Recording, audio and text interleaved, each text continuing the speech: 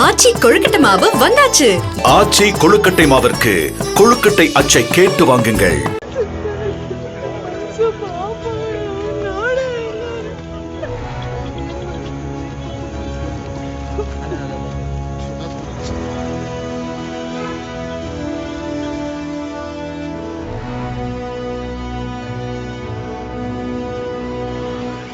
Uncle, எங்க கூட்டிட்டு போறீங்க என அப்பாவியாக கேட்டபடி அவர்களுடன் சென்ற 13 வயது சிறுவன், உங்க அப்பனுக்கு உன் மேல பாசமே இல்லை என்றபடி கழுத்தை அறுத்து முகம் தெரியாமல் இருக்க பெட்ரோலை ஊற்றி தீ வைத்து எரித்த கொடூர கும்பல்.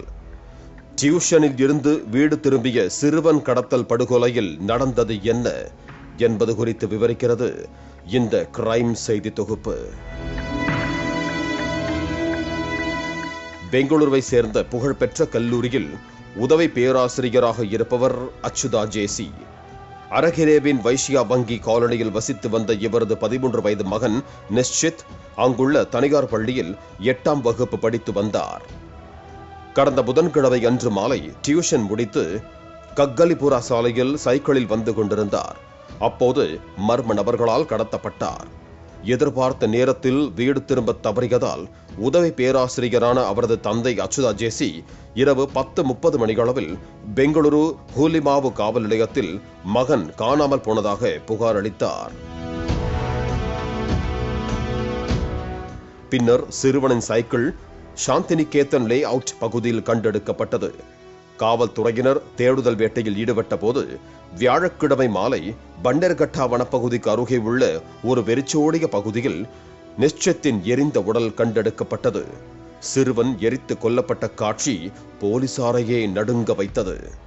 அதுவும் கழுத்தறுக்கப்பட்டு முகம் தெரியாமல் இருக்க பெட்ரோல் ஊற்றி எரிக்கப்பட்டிருந்தது அதிர்ச்சியை ஏற்படுத்தியது.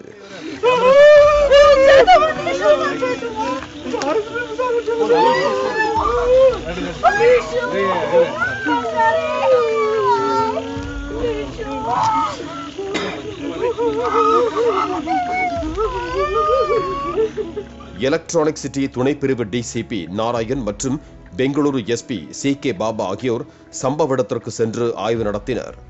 எதனால் நடந்த படுகொலை என்று போலீசார் விசாரணையில் ஈடுபட்ட போதுதான் அதிர்ச்சி தகவல் வெளியானது. புகார் பதிவு செய்யப்பட்ட சிறிது நேரத்திலேயே சிறுவனை விடுவிப்பதற்காக 5 லட்சம் ரூபாய் பணம் கேட்டு குடும்பத்தினருக்கு ஒரு மிரட்டல் அழைப்பு வந்தது. இருப்பினும் குடும்பத்தினர் கோரிக்கைக்கு இணங்க தயாராக இருந்த போதிலும் இப்படி ஒரு படுகொலை நிகழ்ந்ததாக கூறப்படுகிறது.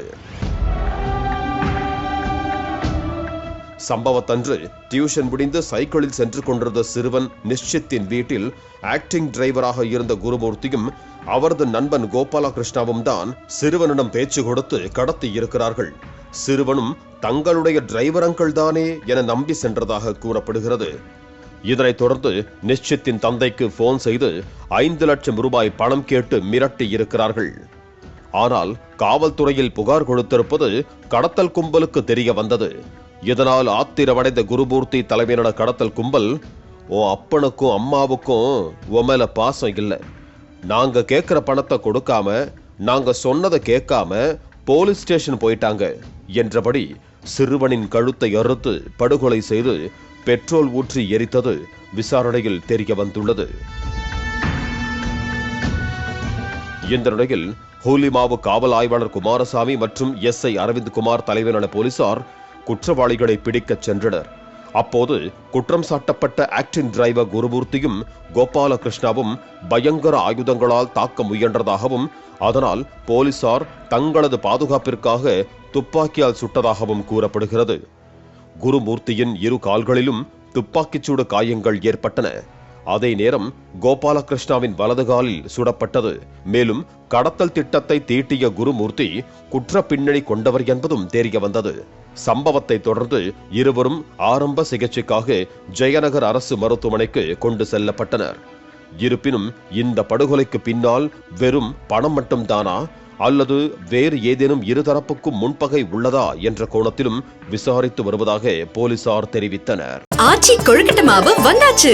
ஆச்சி கொழுக்கட்டை மாவிற்கு கொழுக்கட்டை அச்சை கேட்டு வாங்குங்கள். பிளே ஸ்டோர் மற்றும் ஆப் ஸ்டோரில் இருந்து பாலிமர் செயலியை QR கோடு மூலம் பதிவிறக்கம் செய்யுங்கள். செய்திகளை உடனுக்குடன் பெறுங்கள்.